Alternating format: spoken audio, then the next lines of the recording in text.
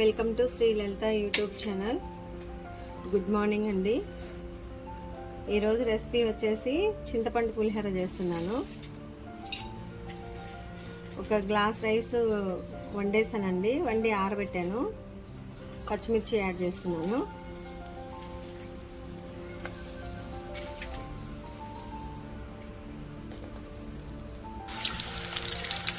ఒక 2 ఎండుమిర్చి అండి,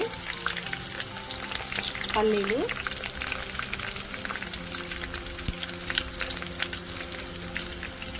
జీలకర్ర, చాలా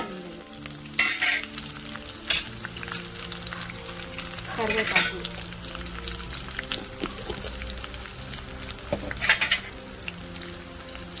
పసుపు,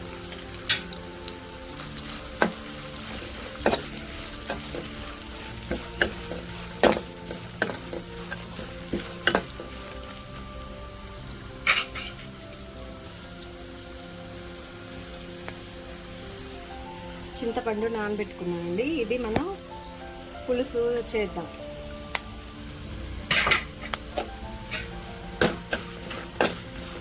ఈ పల్లీలు కనుక బాగా వేగాలండి, లేకపోతే టేస్ట్ ఉండదు.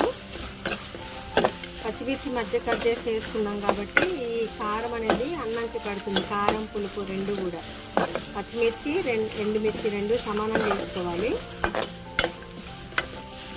ఇవి పచ్చి శనగలు ఉంటాయి కదండి, ఉడకబెట్టి వాటిని కూడా యాడ్ చేసుకోవచ్చు, ఇంకా బాగుంటుంది. అంటే గుళ్ళో ప్రసాదంలో ఎక్కువ శనగలు కలుపుతారు, నేను ఓన్లీ పచ్చిశనగపప్పు వేసాను. ఇప్పుడు మనం చింతపండు పులుసు బాగా దగ్గరికి పిండి కోసుకుందాం. వాటర్ కాకుండా చిక్కగా.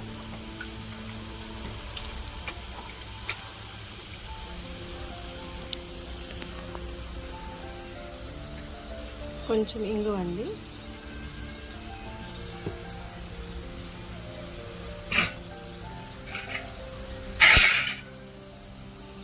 కొంచెం సాల్ట్ అన్నంలో కూడా కలుపుకోవచ్చు, కాకపోతే నేను ఎప్పుడైనా తాలింపులోనే వేస్తానండి.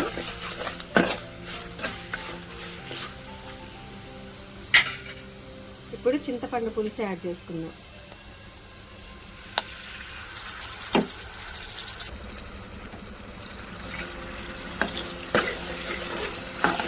చింతపండు పులుసు దగ్గరకు వచ్చేలాగా చేయాలండి, దగ్గరికి రావాలి.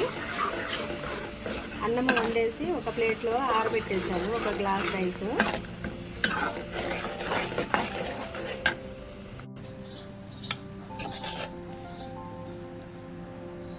ఇవన్నీ పులిహోర ఇలా కలిపాను.